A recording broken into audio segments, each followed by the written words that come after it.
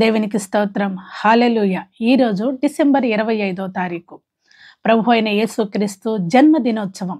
లూకాసు వార్త 2వ అధ్యాయము 11వ వచనంలో వ్రాయబడిన మాట, దావీదు పట్టణమందు నేడు రక్షకుడు మీ కొరకు పుట్టియున్నాడు అని వాక్యాన్ని బట్టి ఎంతో సంతోషిస్తున్నాము. ప్రపంచవ్యాప్తంగా కొన్ని పండగలే మరి అక్కడక్కడ తెలుగు వారు ఉన్నప్పుడు జరుపుకుంటా ఉన్నారు. కానీ ఈ పండగ మాత్రం, క్రీస్తు జన్మించినటువంటి ఈ పండుగ ప్రపంచవ్యాప్తంగా అన్ని దేశాలలో జరుపుకుంటా ఉన్నాడు.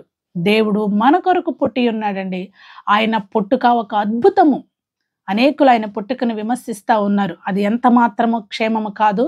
ప్రభు 2వ పర్యాయం ఈ లోకానికి రాబోతా ఉన్నాడు. ఈలోగా మనం ప్రభువుని, లోకరక్షకుడిని మన హృదయంలోకి చేర్చుకొని ఆయన మన సొంత రక్షకుడిగా అంగీకరించి ఉంటే, ఆయన త్వరలో మేఘాల మీద రానయ్యున్నాడు కనుక మనమందరము కూడా మరి ఆయనతో పాటు ఆ పట్టణంలో ఉండాలని మనందరి కొరకు ఆయన ఆలోకంలో బంగారు వీధులను, భవనాలను సిద్ధపరుస్తూ ఉన్నాడు.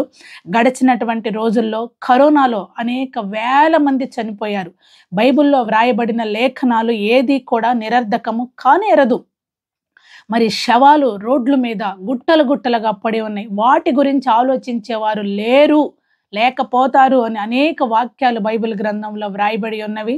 గడిచిన సంవత్సరాలలో క్షేమంగా బయటపడ్డామంటే దేవుని కృప, ఆయన హస్తం మనకు తోడుగా ఉంది కనుకనే మరి క్షేమంగా ఉన్నాం. మరి ఈ క్రిస్మస్కైనా మీరు ఒక్కసారైనా మీ దగ్గరలో ఉన్నటువంటి ఆలయానికి వెళ్ళండి.